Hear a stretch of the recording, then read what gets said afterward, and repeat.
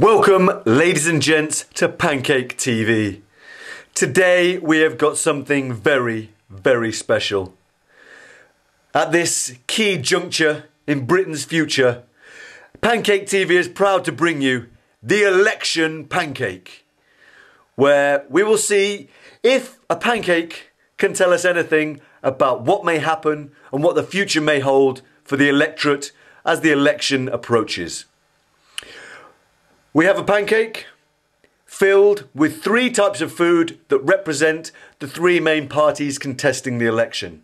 So, will you please welcome, for the Labour Party, representing Gordon Brown, a tomato. Because let's face it, his head kind of is tomato shaped, and when he blushes because of all the bloopers and gaffes that he makes about bigots and the like, he does turn the colour of a tomato. And of course, Labour is red. Enough said. Tomato for the Labour Party. Representing the Liberal Democrats, the Yellow Party. The party who've come from nowhere. Nick Clegg. Who was he? Who is he now? He could be the future Prime Minister, who knows? But he's certainly, very much like a banana, potentially going to split the vote. So we have a banana for the Liberal Democrats. And finally, representing the Tories, the Conservatives, we have some blue Smarties. Honestly, it's pretty apt, isn't it? David Cameron is essentially a smartass. He's got blue blood, you know, he's one of these posh boys. Can't be doing with them. Dangerous type. And let's face it, much like a blue Smartie, you kind of think that with the Conservatives, there's probably some toxic ingredients, you know, hidden away in between the lines of their manifesto. Much like when you eat a blue Smartie, you're like, oh, this is an interesting, you know, confectionery treat. But it's probably poisonous, really. So there we have it. Three parties, three foods. What will they taste like when combined in a pancake? So, we didn't want to bore you too much with the preparation process. We've speeded up the camera. At the moment we're just slicing up Gordon Brown's head. There you can see, no brains, just some mush inside. Ripping off Nick Clegg's skin. Does he look good naked? Well, he looks like a banana. Maybe he tastes like a banana as well. You'd have to ask his wife, or the little Filipino boy. And there we are, just tipping out David Cameron, the blue Smarties. Now you want to heat your pan either with some gas or, in the metaphorical sense, with some suitable tabloid frenzied speculation. Now, my batter that I'm indicating there, this is a gluten-free batter because, let's be honest, the whole election process is hard enough to stomach and digest as it is without you having to have too much gluten and wheat in there. So, yeah, that's my gluten-free batter, which I think is working very well at the moment, helping us to digest the ridiculous fiscal immigration policies that are being sprouted forth by our respective party heads. So there we are, just spreading the batter around, getting a good pancake base ready to contain all that is the banana, the tomato and the blue Smarties. Now we're ready to flip. Are we ready? Yep, looks that way. We've speeded up the camera a little. Again, we don't want to get you too bored. This isn't really the meat and drink of it. Here we go. Watch the flip, watch the flip. Blink and you miss it. Ooh, oh, there we are. Hey. So yeah, that's what a nice gluten-free pancake looks like. Perhaps that's also what a nice period of electioneering looks like. It's nice and golden brown. Everything's just about ready. Then you add the detail. So in goes Gordon Brown first, and then Nick Clegg as the banana, cozying up to him. Again, suggesting a Lib-Lab pact in the future, perhaps. David Cameron's not really looking. He hasn't really found his place in this election frying pan yet. Oh, here we go. Now he seems to be kind of backpacking on some of Gordon Brown's policies, perhaps. He's certainly getting cosy there. Look at the speed of my hands. Like I say, we speeded this up. We don't want to get you too bored. Now, will it all hold together? Will it bind together? Will it fold up? At the moment, things aren't looking too good. Squish it, squash it. That's what happens. Basically, you kind of promise one thing at the election, and then once you're in power, you do a completely different thing. So, no different really to pancake making. You do what you can. You make the best of an interesting job.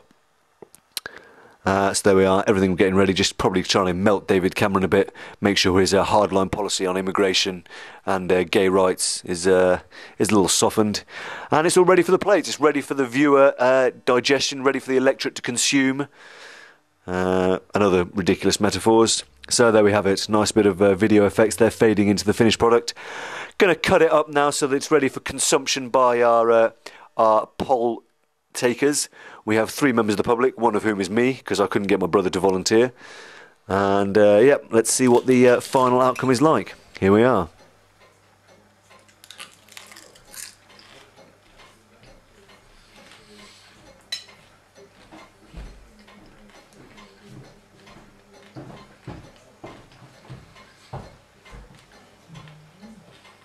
I can't believe you just ate that.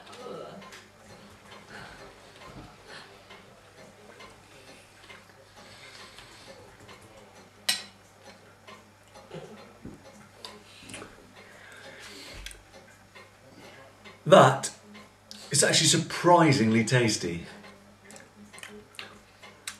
Not very nice, don't get me wrong, but I was expecting it to be an absolute car crash. And in fact, it's tolerable. We're now going to go over and get some reaction from other members of the public. Stay tuned. It's not actually that bad. If I'm sick after this, I shall hold you entirely responsible.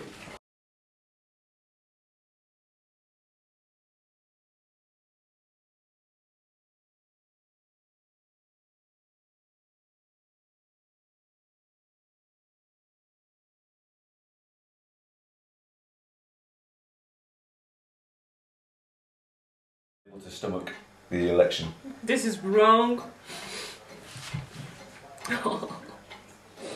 Mate, show your face. It's wrong.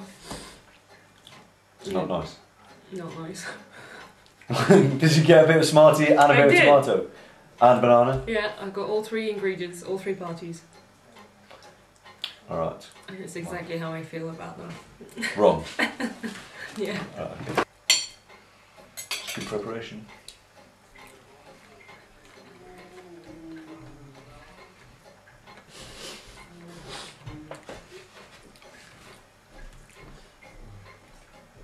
Doesn't work.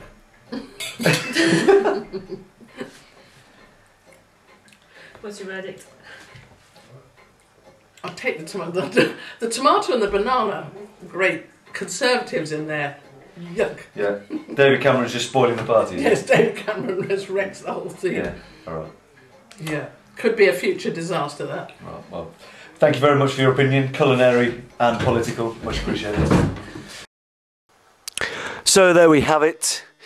David Cameron, aka the Blue Smartie, Mr. Toxic, not exactly getting a ringing endorsement from the eating public, the public who are consuming his policy documents. Now, if you want some real pancakes, some real taste, some real nutrition, none of this spin, lies and sexed up ridiculousness, come along to the Magic Pan.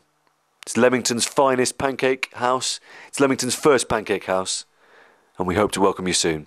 This is George of Pancake TV saying one love.